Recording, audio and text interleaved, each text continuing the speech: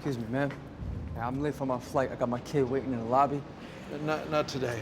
Come on, man. She's about to give it to me. Not today. Seriously? Seriously, just. Let's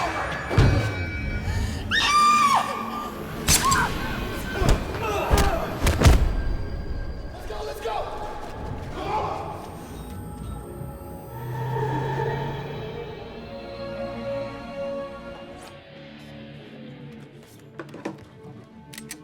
Take care of your tattoos. That's some heavy shit, man. That don't move.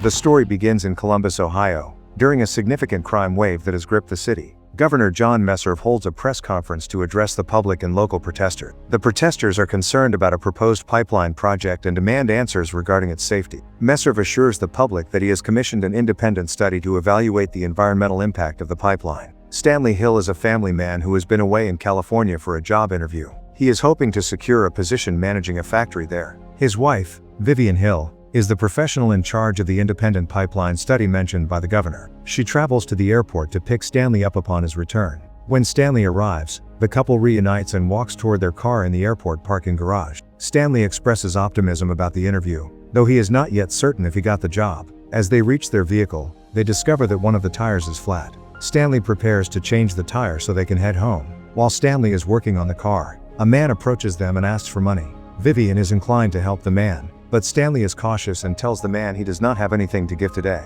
The man becomes aggressive, insisting that Vivien was about to give him something. Suddenly, the situation turns violent as more men appear. The man stuns Stanley by smashing his head against the car, knocking him to the ground. While Stanley is incapacitated, the assailant stabs Vivien with a knife. The other men join in, kicking Stanley several times while he is down. They grab Vivien's purse and flee the scene. Stanley regains consciousness and finds Vivien lying on the ground. He rushes to her side, but he quickly realizes that her injuries are fatal and she has already passed away. Later, Stanley is taken to the police station for questioning. He meets with Detective Gilmore and his partner, Detective Walker. The detectives begin their interrogation, but Stanley becomes frustrated with their line of questioning. Walker asks about the state of Stanley's relationship with Vivien, which causes Stanley to snap at him. Despite the tension, the police use Stanley's descriptions to create sketches and eventually track down a suspect. A few days later, Stanley attends Vivien's funeral. He arrives early to grieve in private before the other guests arrive. His daughter, Abby, speaks with him and mentions how much Vivien had been looking forward to his return. The irony of the situation is not lost on Stanley, as her excitement was met with a violent attack. As the service is about to begin, Stanley prepares to leave the church. A priest approaches him and offers him a Bible. Stanley initially refuses, explaining that he is not a religious man and only came to the church for his wife. However, the priest persists, urging him to take it for comfort, and Stanley eventually accepts the book.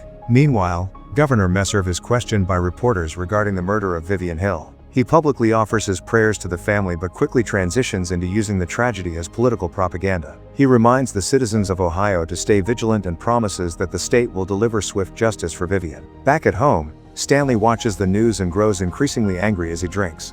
He vents his frustration at the slow pace of the investigation. During his outburst, the Bible given to him by the priest falls to the floor. When Stanley picks it up, it is open to Jeremiah 6:11. The verse speaks of being filled with the wrath of the Lord and being unable to hold it in. This passage resonates deeply with Stanley's current state of mind. His phone rings, and it is Abby calling to check on his well-being. She asks him to promise that he won't blame himself for what happened, but Stanley refuses to make that promise. Soon after, the detectives invite Stanley back to the station for a physical lineup. Stanley looks through the glass and immediately identifies the man who killed his wife. The police identify the man as Charlie Fly Laws. They ask Stanley multiple times if he is absolutely sure of his identification, and he confirms it every time. However, as Stanley is leaving the room, he witnesses Charlie being granted bail and allowed to walk free. He confronts the detectives, but they dismiss his concerns, claiming there is not enough evidence to hold him. They brush Stanley off and ignore his demands for justice. After Stanley storms out of the station in a rage, Gilmore and Walker discuss the situation. They reveal that Charlie Laws is a member of a gang led by a man named Lemmy K. The detectives admit to each other that they have intentionally put the case on ice to protect the gang members. Stanley later meets his daughter, Abby, at a local coffee shop to discuss the status of the investigation. He informs her that the police have allowed Vivien's killer to walk free despite his positive identification. Abby becomes visibly upset and suggests that Stanley come home so they can talk further, but he refuses and leaves the shop alone. Back at his house, Stanley continues to grieve and struggles with the lack of justice. He goes to his closet and prepares to take action, but he momentarily stops when he remembers Vivien's past words about the major life changes he had made for her years ago.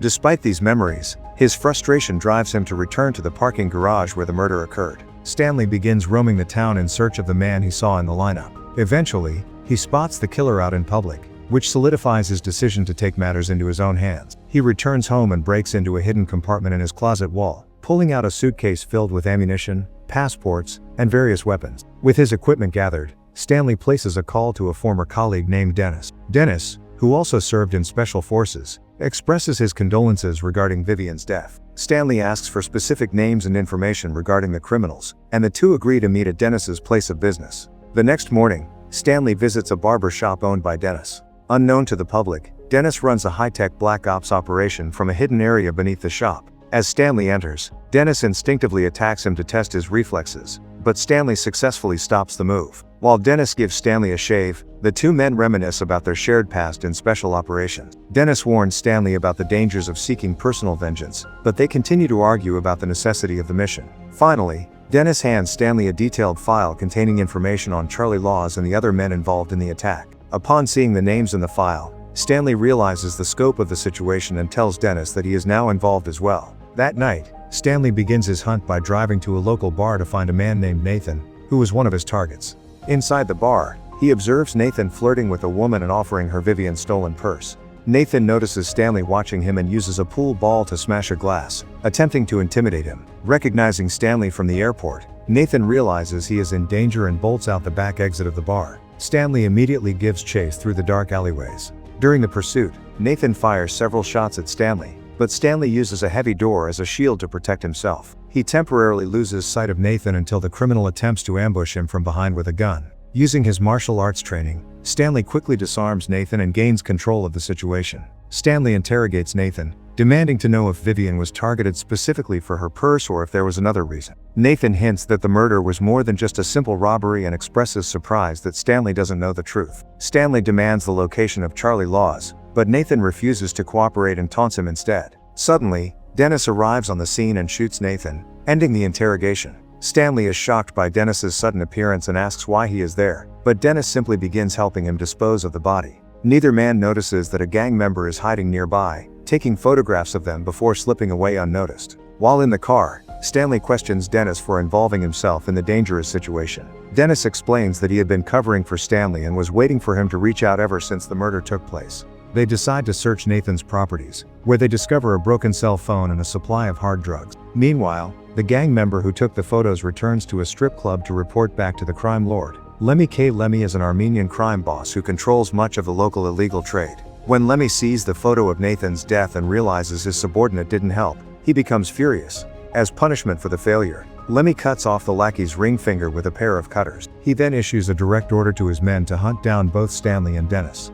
Lemmy emphasizes that they are to target the families of these men to ensure they are thoroughly eliminated. Days later, Stanley meets with Abby at a restaurant. She expresses relief and happiness to see that her father is finally eating and seemingly doing better. Stanley informs her that a friend is assisting him in his recovery process. He also remarks that the criminal elements in the city will soon be removed. During the meal, Abby asks if she can begin moving Vivien's belongings out of the house, and Stanley gives his consent. Their conversation is interrupted when Stanley receives a message from Dennis. Stanley pays the check and immediately heads to Dennis's barber shop. Dennis leads him to the basement, where he reveals a substantial stash of ammunition and equipment. Stanley inquires about the progress of recovering data from the broken cell phone they took from Nathan. Dennis explains that the process is difficult and will take more time. To pass the time, they engage in target practice and combat training to sharpen Stanley's skills, as his aim has become rusty over the years. Afterward, Dennis asks Stanley what his plans are once they have eliminated all the killers. Dennis questions if Stanley intends to return to a normal life, but Stanley admits he hasn't thought that far ahead.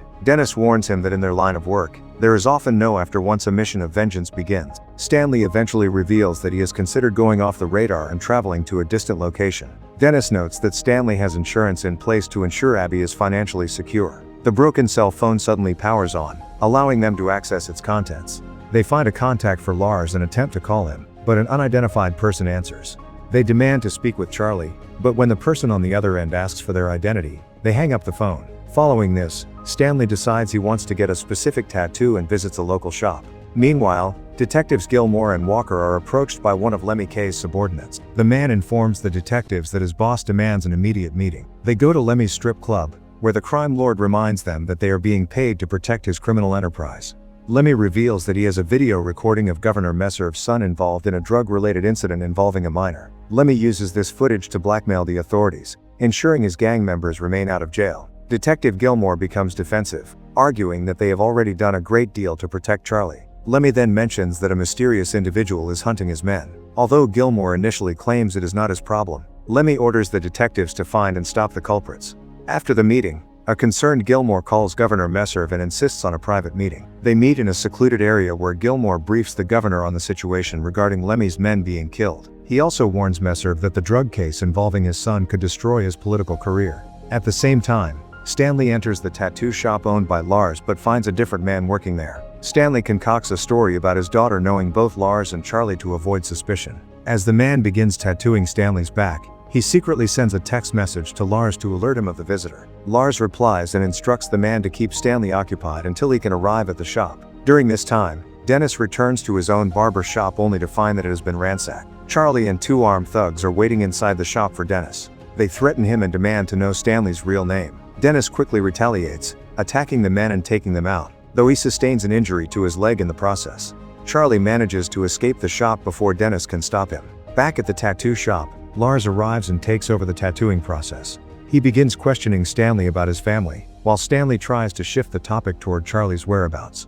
Once Lars finishes tattooing the words "I am Wrath" on Stanley's back, he pulls a gun and threatens him. Stanley easily disarms Lars and severely beats him to extract information. After extracting the location of Charlie's address, Stanley kills Lars. He then discovers bundles of cash and drugs inside a bag that belong to Lars. Stanley takes the bag, moves the body, and contacts Dennis to help him dispose of the remains at a car junkyard. Stanley shows Dennis the recovered money, and Dennis warns him that the disappearance of such a large sum will certainly be noticed by the gang. Later that night, Stanley drinks alone and reflects on the memories he shared with his late wife, Vivien. The following day, he returns to the church to pray and seeks guidance on when his mission of vengeance should end. While he is there, the priest sits with him, and Stanley confesses that he feels his current loss might be a form of punishment for his past actions in special operation. The priest shows him an image of the thief crucified alongside Christ, explaining that even a sinner can find salvation in his final moments. Moved by the conversation, Stanley confesses his past sins to the priest. Meanwhile, Abby goes to her mother's home with a man named Mike to pack up Vivien's remaining belongings. While inside, she discovers Stanley's hidden stash of firearms and a hit list containing the names of the men he is hunting. As they prepare to leave with the belongings, Charlie drives by and opens fire on them. The gunfire causes their car to crash into a nearby tree. Stanley arrives at the scene shortly after the attack and is relieved to find that Abby is physically unharmed. However, Mike has sustained a gunshot wound to his shoulder. Stanley asks Abby if she was able to identify the shooter, but she denies seeing him. She then confronts her father about the weapons and the hit list she found, questioning if she is now a target because of his actions. Stanley reassures her that he will ensure her safety. In a different location, Detective Gilmore meets with Governor Messerv to report what he has learned about Stanley. Messerv becomes aggressive and threatens Gilmore, but Gilmore reminds the governor that he also holds power in their corrupt partnership. Messerv eventually orders Gilmore to hire professional hitmen to eliminate Stanley, regardless of the financial cost. At the same time, Lemmy K receives word that Lars has been killed. Lemmy calls Charlie to demand the money that Lars was supposed to deliver. Charlie realizes he is in a dangerous position but promises Lemmy that he will resolve the issue.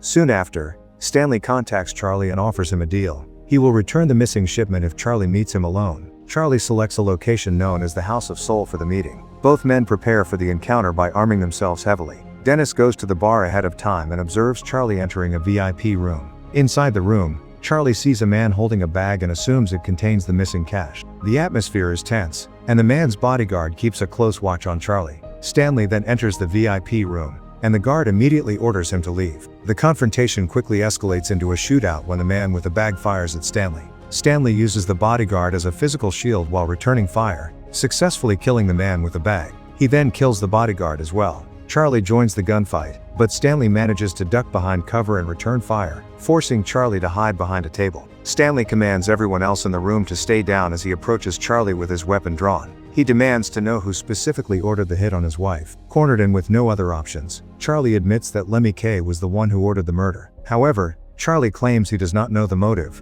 other than suggesting Vivien had been too nosy. At that moment, the professional gunmen hired by the governor arrive at the club. Dennis, who has been timing the interrogation, tells Stanley that they must leave immediately. Stanley shoots and kills Charlie before he and Dennis engage the new gunmen, taking them down as they escape the building just as the police arrive. Stanley and Dennis retreat to the safety of the barber shop basement. Stanley asks for more specific information regarding Lemmy K, and Dennis describes him as a dangerous individual from Detroit who has seized control of the state's illegal drug trade. Dennis suggests that since the men directly responsible for Vivien's death are now dead, Stanley should consider ending his mission, but Stanley refuses to stop. The next day, Abby and her son prepare to relocate to a hotel for their safety. Meanwhile, Stanley goes through his late wife's personal belongings and discovers a folder containing data related to the governor's pipeline project. He remembers Vivien mentioning that her relationship with her employer had become strained. He checks her phone and finds a voicemail from her boss, Glenn, demanding the original study numbers, which confirms Stanley's suspicion that her murder was a targeted hit to cover up environmental data. As Abby is finishing her packing, Lemmy K and his gunmen arrive at the house to find Stanley. When they realize he is not there, Lemmy holds Abby and her son hostage, ordering her to call her father. While a thug follows Abby into the kitchen to get her phone, Lemmy intimidates the young boy, taking advantage of a moment when the guard is distracted. Abby stabs the man with a kitchen knife. Lemmy attempts to shoot her, but another woman, Jenna, intervenes and is shot instead. Lemmy strikes Abby and demands that she bring Stanley to the house immediately. She sends a text to Stanley stating that Joey is sick, which is a coded message because the boy's name is actually Jimmy. Stanley recognizes the error and understands that his daughter is in grave danger. He arms himself, alerts Dennis to the situation, and rushes to Abby's residence. Stanley arrives at the house and observes the situation through a window before entering through the basement. He moves stealthily through the home and kills the guard stationed in the room. Lemmy emerges holding Abby as a human shield and orders Stanley to drop his weapon. Stanley complies, but Dennis, who has taken a position outside, fires a shot through the window that hits Lemmy in the shoulder. A shootout occurs outside between Dennis and the remaining gang member. Inside, Stanley attacks Lemmy and manages to free Abby, telling her to take the boy to safety upstairs. Stanley demands to know who is ultimately responsible for his wife's death, and Lemmy reveals that the conspiracy reaches the highest levels of government. Before Lemmy can provide a specific name, Detective Gilmore enters and kills Lemmy with a shot to the head. Gilmore attempts to convince Stanley to cooperate, but Stanley remains defiant. Detective Walker then arrives with a gun, believing they have the upper hand until Dennis appears and knocks Walker unconscious. Realizing he is now trapped, Gilmore begs for his life. Stanley and Dennis handcuff the detective and force him to drive them toward Governor Messer's private estate. During the drive, Gilmore confesses that he and Walker protected Lemmy's gang because the crime lord possessed an incriminating video of the governor's son. This blackmail forced the police and the governor to facilitate Lemmy's criminal activities, including the hit on Vivien because she refused to falsify her pipeline report. As they arrive at the perimeter of the governor's villa, Stanley realizes the security has been doubled. Gilmore tries to negotiate by offering to talk to the governor on Stanley's behalf, but Stanley knocks him unconscious to prevent any interference. Stanley then proceeds to systematically eliminate the guards protecting the estate. Inside the car, Gilmore eventually regains consciousness and discovers that Stanley has rigged the vehicle to explode. The handcuffs prevent Gilmore from escaping the vehicle. Detective Walker managed to escape from the trunk of the car just moments before the explosion occurred. Stanley continues his assault on the mansion, eliminating the remaining security personnel until he reaches the governor's office.